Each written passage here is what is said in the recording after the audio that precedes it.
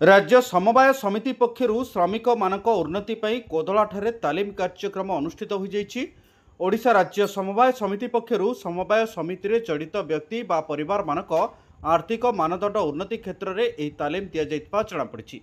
प्रतिटी व्यक्ति समवाय समितिर सदस्यता ग्रहण करी किभली भावे दैनंदिन नित्य व्यवहार्य जिनिस किभली समवाय समिति माध्यम पाइपारे, विशेषकर श्रमिक माने किभली ए सुविधार लाभ उठाइबा सहित अन्य मानकु सचेतन करेंगे से नहीं कर्मचारी माने सचेतन करथिले। बिना मूल्य रे समवाय समितिर जड़े जड़े सदस्य होई परिबे एवं समवाय समिति जरिए श्रमिक श्रेणीर लोक मानक पई एहा एक जुगान्तकारी पदक्षेप बोली कहछंती तालीम प्रदान करथिबा कर्मचारी।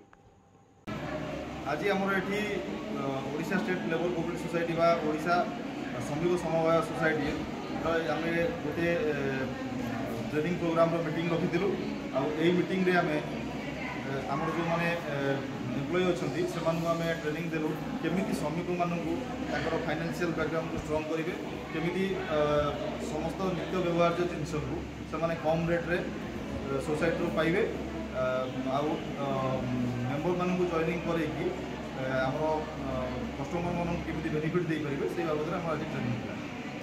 समवाय समितिर मूल लक्ष्य है प्रत्येक गरीब बेरोजगारी परिवार को सेमानकर आर्थिक मेरुदंड को सुदृढ़ करने एवं सेमानकर प्रत्येक परिवार जो अत्यावश्यक सामग्री जहाँ मिलूँ से सामग्री उपर सेमानकर बचत करवा यहाँ हूँ सोसाइटर मूल लक्ष्य।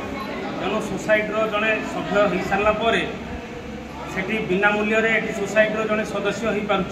तेणु ये जो बिना मूल्य निज ना पासबुक कर गोटे सदस्यता हो पार्टी राज्य श्रमिक समवाय।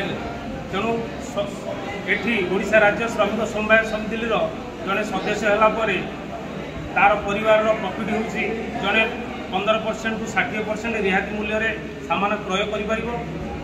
2 नंबर प्रॉफिट होची दुर्घटना जनित मेडिक्लेम 5000 टंका 1 लाख पर्यंत सहायता पाई।